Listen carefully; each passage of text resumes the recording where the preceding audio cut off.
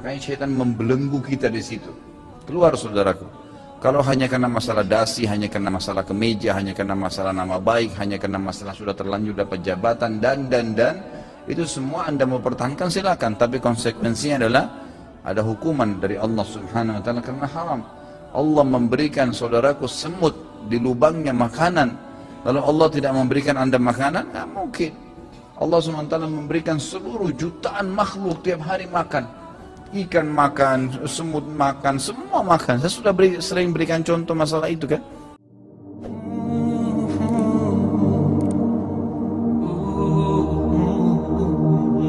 Sebagaimana Allah berfirman, A'udzubillahi minasyaitonir rajim, wa ahallallahu al-bai' wa harrama riba.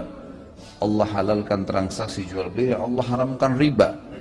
Transaksi boleh saja membeli saham sebuah perusahaan, ya sebuah tempat usaha itu boleh-boleh saja, tidak ada masalah semua. Ya, setahu saya Allah alam boleh, tapi ada beberapa syarat. Yang pertama, perusahaannya itu perusahaan yang jelas sistemnya, tidak ada sistem haram di situ secara agama. Perusahaannya jelas. Kalau masalah perusahaan itu non muslim itu masih boleh-boleh saja, nggak ada masalah, tergantung. Kalau dia menggunakan sistem yang tidak melanggar syariat, maka tidak ada masalah. Yang kedua, produk yang dijual juga tidak melanggar syariat. Produknya harus produk-produk yang halal. Apapun yang dijual sama dia harus sesuai dengan sistem Islam dan juga produknya produk yang halal. Maka itu insya Allah tidak masalah beli saham seperti itu. Kalau hukum kerja di bank konvensional ini sudah sering ditanya. Kira-kira menurut antum ini, menurut anda yang hadir sini atau teman-teman yang masih kerja di bank konvensional, anda maunya saya jawab apa? Kira-kira. Saya jawab boleh, itu berarti saya mempertaruhkan leher saya ini di hari kiamat di mahkamah Allah. Masuk neraka nanti. Nggak boleh riba, haram. Gitu kan? Jadi kadang-kadang subhanallah, ini mudah-mudahan penanya niatnya untuk mengetahui hukum ya. Tapi ada kadang-kadang teman-teman karena sudah tahu dirinya salah, sengaja bertanya, dibolak-balikan pertanyaan supaya ada jawaban iya. Nggak mungkin Ustadz menjawab iya itu. Haram-haram, halal-halal, karena kami tahu itu pertanggungjawabannya berat hari kiamat gitu kan. Jadi teman-teman yang masih kerja di bank konvensional, anda sudah tahu ada fatwa MUI tentang masalah haramnya bunga bank, haramnya kerja di bank konvensional, begitu pula dengan umumnya pendapat ulama dunia, tidak ada satupun yang mengatakan boleh sebenarnya. Lalu bagaimana Ustaz kalau saya sudah terlanjur? Ya taubat, tinggalkan, gitu kan. Itu solusinya. Saya nggak tahu memberikan makan keluarga saya, subhanallah. Bagaimana bisa? Kita berapa 9 bulan di rahim ibu nggak pernah pikir makan dari mana. Waktu masih anak-anak nggak pernah tahu, nggak pernah mau tahu orang tua kita dapat dari mana uang untuk berikan kita permen, makanan, baju.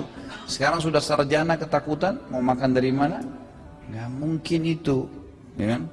Syaitan tidak mau kita lepas dari sebuah belenggu yang sudah dia lakukan. Orang yang berbuat kemaksiatan, terbiasa zina, terbiasa riba, terbiasa mencuri, terbiasa bohong, terbiasa dengan sebuah kegiatan, maka syaitan akan buat jaring-jaringnya supaya tidak lepas dari situ. Ranjau-ranjaunya banyak.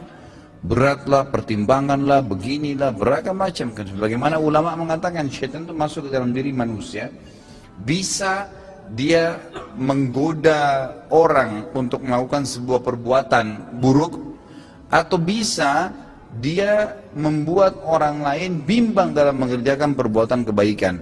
Di antara perbuatan kebaikan itu, kalau seseorang mau meninggalkan yang haram, mau taubat jalan Allah Subhanahu wa taala, diterima enggak ya taubat saya? Saya mau beri makan dari mana ya anak istri saya?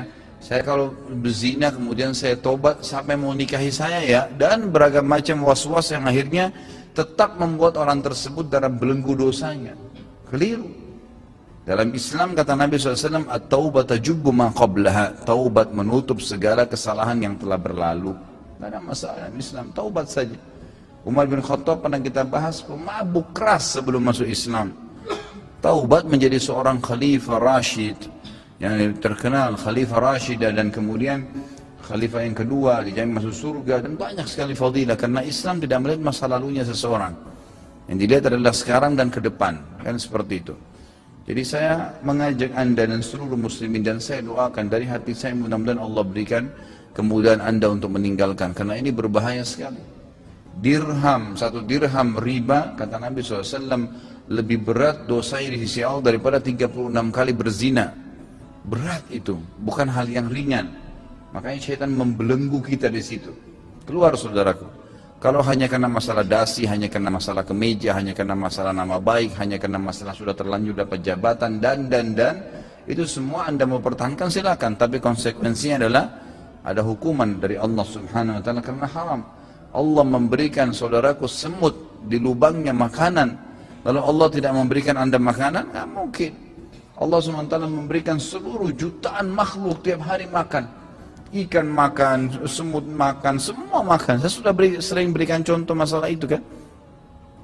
Seorang ulama salaf pernah melihat burung bango di atas batang pohon, di atas sebuah danau.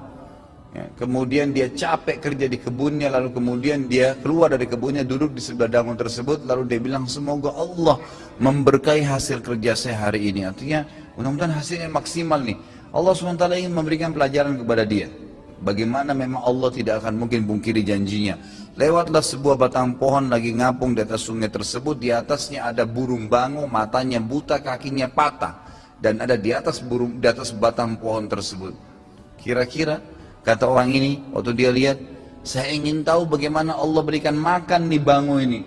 Matanya buta, kakinya patah, di atas batang pohon yang lagi jalan. Jelas-jelas secara akal manusia sulit, dia kalau turun dia nggak tahu, mungkin bisa tenggelam kena bango, walaupun ya bisa berenang atau di pinggir-pinggir danau dia tidak bisa sampai ke dalam, umumnya begitu.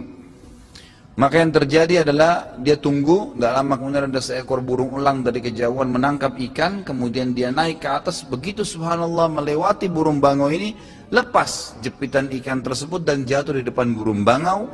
Kemudian burung elang itu pergi dan tidak mengambilnya lagi. Lalu burung bango cium bau ikan, tinggal turunin kepalanya makan. Bango yang buta patah kakinya dimakankan oleh Allah. Bagaimana dengan Anda? Nah, ini subhanallah banyak sekali. Coba lihat fenomena alam, banyak makhluknya Allah SWT, keajaiban bagaimana Allah berikan makanan semut, burung, hewan-hewan, banyak sekali. Apalagi manusia. Bagaimana hukumnya menjual barang yang belum kita milikin dengan harga yang lebih mahal? Ya kalau belum dimilikin tidak boleh sebenarnya ya, kalau bukan milik kita. Kecuali dalam satu keadaan, pembeli itu tahu. Misal antum pajang sebuah foto baju, jual online gitu kan. Ini baju saya mau jual, harganya sekian. Lalu ada yang order. Baik, antum bilang, saya akan siapkan orderannya. Artinya saya akan beli, saya akan siapkan, silahkan, tidak ada masalah. Tapi kalau antum bilang ready stock, padahal sebenarnya tidak ada barangnya, bohong, nggak bisa. Nah boleh, itu kan haram dalam agama. Jadi harus memang produknya jelas, ada. Masalah harga nggak ada masalah dalam Islam. Antum beli 1.000 mau jual 10.000 boleh, nggak ada masalah itu. Nggak ada penentuan keuntungan harus berapa didapatkan, nggak ada, bebas saja itu. Apakah di Indonesia sudah ada mahkamah atau pengadilan syariah? Apakah pengadilan agama yang sudah merupakan syariah, namun kebanyakan kantor pengadilan itu hanya mengurus pernikahan, perceraian, rujuk dan harta gono gini. Nah, tentu kalau kita katakan pengadilan agama yang 100% itu belum ada, gitu kan? Itu kita harus akuin, di Indonesia belum ada. Tapi sudah ada sebagian hukum syariat. Memang tadi perceraian, pernikahan, warisan memang ada, gitu kan dalam Islam. Tapi kalau kita masuk ke pengadilan agama, memang kalau saya perhatikan ya, poin-poin di pengadilan agama itu sebenarnya hampir semua hukum Islam ada di situ. Cuma memang yang paling banyak dihadapi oleh masyarakat adalah perceraian, pernikahan, ya, kemudian warisan, itu memang yang paling banyak. Tapi sebenarnya di pengadilan agama itu sudah lengkap tuh poin-poinnya. Kalau kita lihat, itu sudah lengkap, hampir semua masalah sebenarnya di situ ada. Cuma memang yang belum tertera masalah kisos, ya. Masalah pencuri dipotong tangannya dan seterusnya itu memang belum ada. Tapi yang lainnya sudah ada. Tapi kalau saya ditanya apakah itu sudah termasuk pengadilan agama, saya katakan iya. Tapi masih ada hukum yang kurang. Jadi kita juga tidak fair kalau kita mengatakan itu bukan hukum, bukan pengadilan agama, sementara memang ada hukum agama yang sudah diterapkan. Semoga Allah SWT berikan hidayah. Apakah program kehamilan dengan menggunakan proses bayi tabung diperbolehkan dalam agama Islam? Kalau memang itu spermanya si laki-laki, suaminya, dan memang ini dipertemukan dengan sel telur istrinya, halal, tidak ada masalah. Karena memang dia tidak bisa dengan proses di dalam rahim, maka dengan teknologi di luar rahim. Allah alam, itu yang saya tahu pendapat ulama mengatakan boleh. Yang tidak boleh kalau meminjam sperma atau sel telur dari orang lain, walaupun di luar, ya, walaupun di luar, itu kan di luar, dipertemukan di luar, gitu kan, di tempat suhu tertentu yang panas sehingga bisa jadi bayi.